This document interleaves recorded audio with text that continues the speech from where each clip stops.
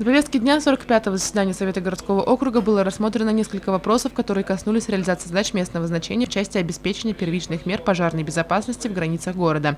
Докладчик, заместитель начальника управления гражданской защиты населения Ренат Исмагилов привел данные и рассказал о принимаемых мерах по пропаганде пожарной безопасности.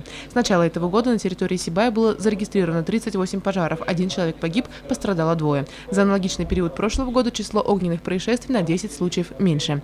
Следующим на голосование народным избранников выдвинули вопрос о состоянии безработицы и мерах по организации занятости и трудоустройству. Численность безработных граждан на 1 июня 2015 года составляла 317 человек. На сегодняшний день цифра не изменилась. Уровень безработицы на 1 января 2015 года 0,6, на сегодняшний день 0,9, 0,96, если точнее.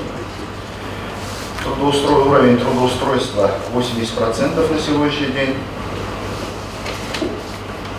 Вакансий 921, коэффициент напряженности 0,4. В целях реализации мероприятий по организации стажировки в этом году было трудоустроено 9 выпускников. Далее депутаты обсудили ход выполнения мероприятий Государственного кадастрового реестра. По состоянию на сегодняшний день осуществлен кадастровый учет 336 земельных участков и 500 объектов капитального строительства. Состояние госкадастрового учета в Сибае в целом ведется на хорошем уровне. Но наряду с постановкой на учет объектов недвижимости имеются у нас и проблемные моменты.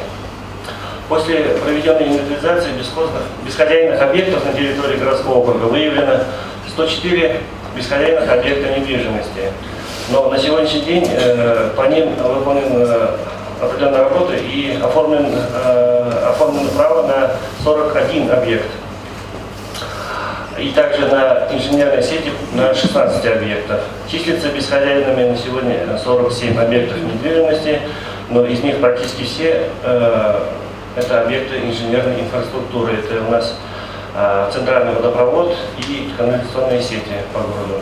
Следующий вопрос повестки дня отнесся к разряду нашумевших и коснулся он оплаты за детские сады. Решение депутатского совета от 26 мая этого года о повышении стоимости одного дня пребывания ребенка в дошкольном учреждении до 121 рубля признано утратившим силу. Народные избранники единогласно проголосовали за ранее оговоренную сумму в 91 рубль 50 копеек. 45-е заседание депутатов Совета городского округа завершилось приятным награждением. За многолетний плодотворный труд в банковском деле, активное участие в жизнедеятельности города, правительственной грамоты Республики Башкортостан, подписанной главой региона Рустемом Хамитовым, была награждена управляющая Сбербанком России в Сибае депутат городского совета Клара Кузнецова. Елена Афанасьева, Дамир Хайбуллин, телекомпания СТВ.